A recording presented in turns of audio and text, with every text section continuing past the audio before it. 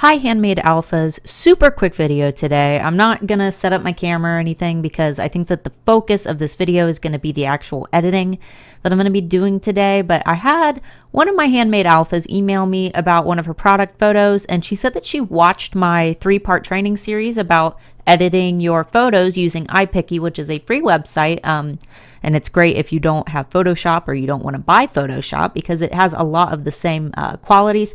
But she sent me a photo and she said that she's having trouble removing some shadowing. So I wanted to go ahead and do a live video mainly for her, but also so if you guys are having similar problems, I understand that not everybody's product is going to be the same. It's not all going to turn out the same in terms of editing and how you edit. And this is a challenge to me because I photograph jewelry, I sell jewelry, and I edit photos of jewelry. So having something different like this, like a shoe, which it looks like she makes, are they little acrylic pieces for the shoe? I can't actually quite tell what exactly they are, but I see that there's some real flowers in there. That's what it looks like that they go on the shoe. But anyway, I will go ahead and edit this photo super quick to help her out, and hopefully this video might show you guys another live example of how to edit different types of products. The first thing that I notice when I look at this photo is that the very side of this shoe is washed out, and I can see that there is some side lighting. So anytime that you take a product photo, what I definitely recommend is taking out a white piece of paper or a white poster board.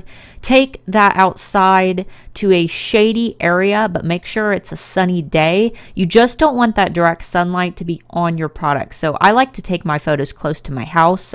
When you take photos with a light shine directly at them or out in the sun, you get almost this angular lighting effect, and it makes editing more difficult because you've got these washed out areas and you can't just do one consistent highlight of the entire product because then of course you wash out even more of it. So what I'm going to do, and this is a photo that I have not attempted to edit yet, but I'm pretty familiar with IPICCY to the point where I've edited probably, oh man, I've probably edited thousands of photos, both in my personal family photography and in my business. So I think that I am more than capable of lightening up this photo for her, but I hope that this video can help you if you're having similar issues. So as always, the first thing I always start with is the exposure and highlights. And we're going to go ahead and start with highlights. We're going to try to get it so that this area here is white, and then we'll be moving or removing some blemishes later. Obviously, when you take photos outside, sometimes dust and debris, and there's little things that can pop up on to your whiteboard that you don't even realize. So we're going to go ahead and click reverse effect on those highlights, and we're going to manually go in and paint them in. Now, a little bit of shadowing is okay. It almost makes the product look it makes it look more realistic and not like just that you cut it out into a PNG form, but you still want to lighten up the areas that you can. It makes the photo look a lot cleaner. And there's a bit of like a greenish hue. I don't know where you took these photos. It almost looks like you took them in a light box. So we're just going to kind of paint in the areas where we need. I'm going to harden up this brush a little bit. That way it's easier to get into these areas without actually editing the product.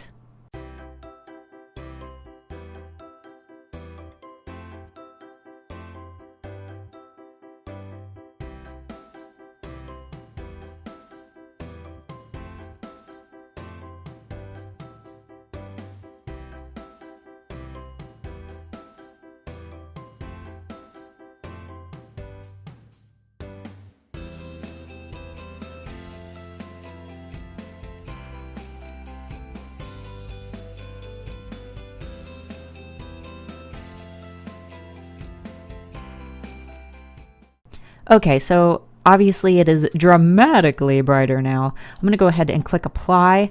I would say that I've done the best that I can with this particular area. Now the main concern that I want to do is kind of up this exposure a little bit down into this area and brighten it up. So I'm going to go ahead and turn it up here, but I don't want all of this to be applied with that effect. So I'm going to reverse the effect and just paint in these bottom areas and the areas that are just a little bit dark some of that shadowing, some of the areas that aren't washed out. I just want to be very specific about the areas that I'm editing. And then I'm going to click apply. Now, another thing that I would definitely recommend doing is going down to hue and saturation, turning the saturation all the way down, and going in and getting rid of, not hue, wrong one.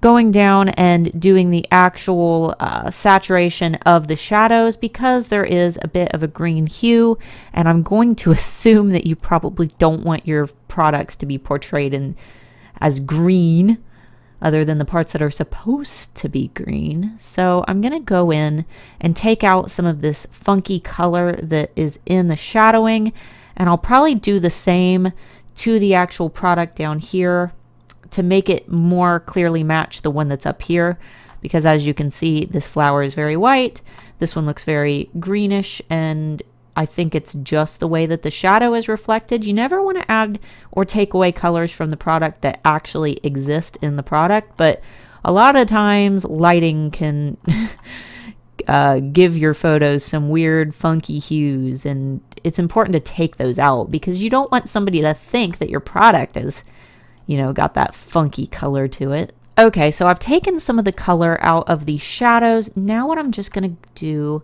because I don't want to take color out of this green area, I'm going to go back into hue and saturation, and I'm just going to very slightly turn the saturation down. Not all the way, just a little bit.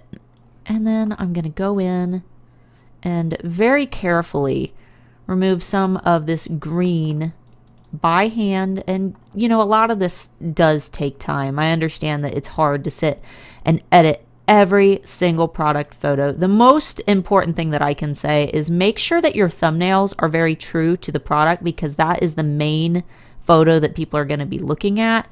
And then, you know, if you don't have time to touch up every photo in this extreme detail, I totally understand that. I personally do. I edit every single photo, and it usually takes me about 2 days for 5 product photos per listing when I have a huge product launch.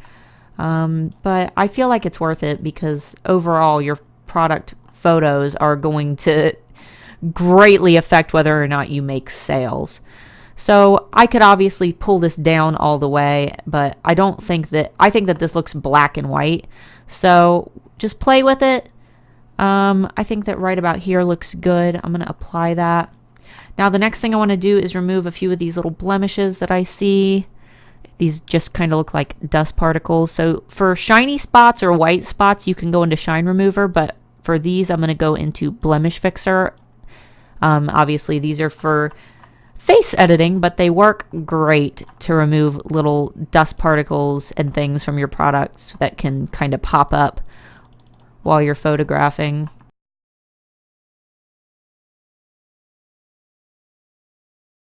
Then we're going to apply that. And then, I'm going to go into Shine Remover and just kind of do a quick look over of all the little white spots that can be removed. And it looks like this spot kind of darkened up. That happens sometimes, so I'm going to cancel. I'm going to go back into Shine Remover and reduce my brush a little bit. And that should, there we go. Sometimes if your brush is too big, it'll leave like weird spots. Now, when you're using this option, you can't go, like say that you edit all these little white spots and then I edit one over here and it totally like messes up and doesn't look right. You have to cancel all of them out and then you'd have to start over. So I like to do these in little chunks. So I'll click apply and then I'll go back into Shine Remover, edit a few more, click apply. That way I don't have to go back in case something kind of goofs up. So play with the size a little bit. Just remove some of these little white spots, make it look a lot more clear.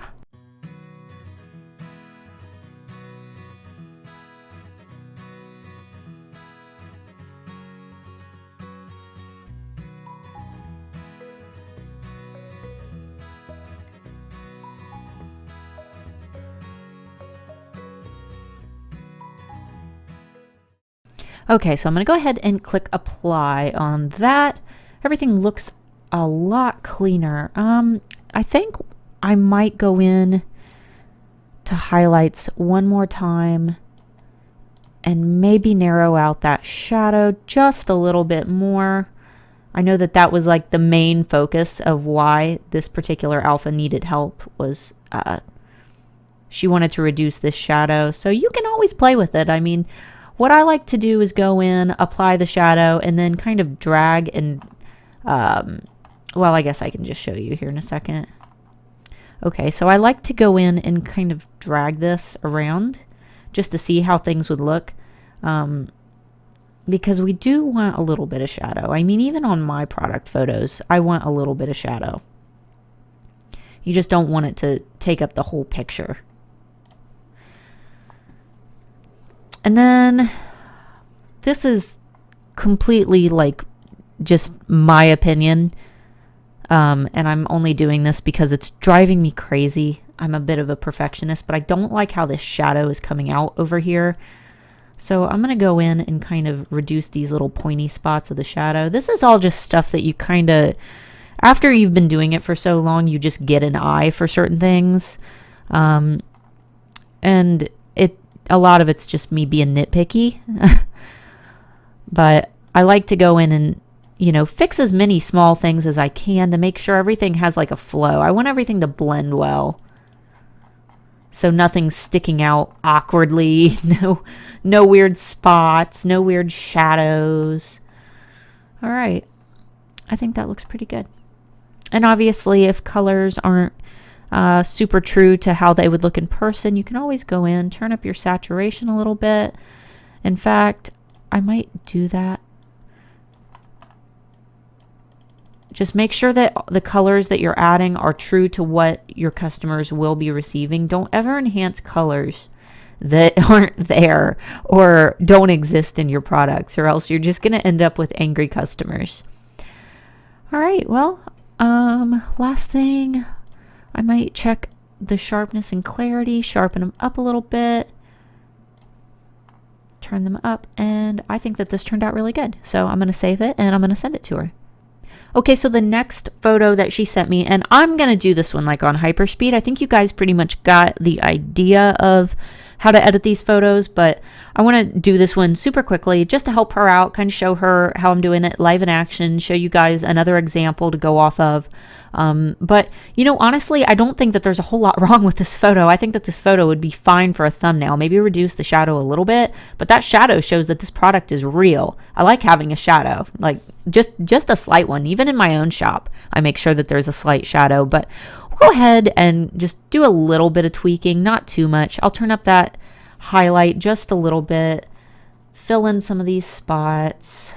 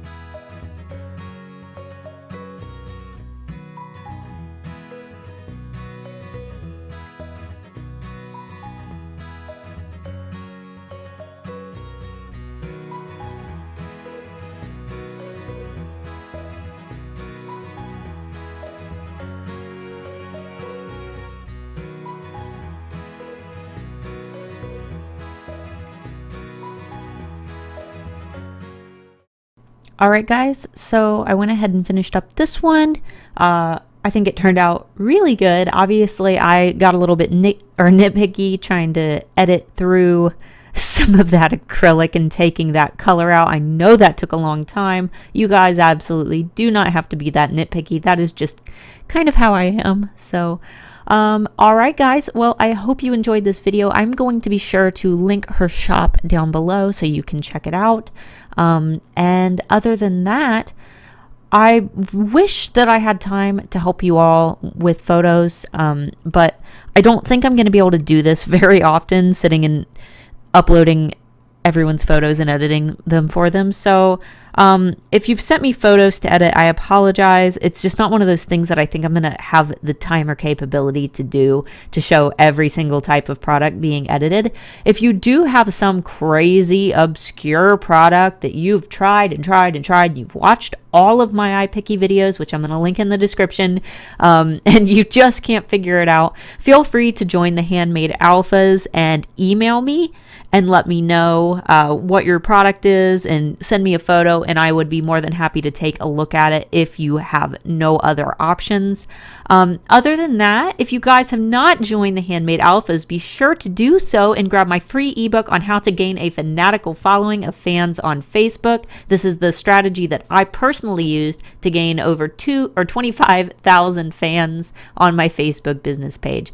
All right, guys, I hope you are having a wonderful Monday. I hope this video helped. If so, be sure to leave a comment. If you enjoyed it, be sure to let me know. That way I know that you want to see more videos like it. And other than that, have an awesome rest of your week, and we will be talking later in the week. Talk soon, guys.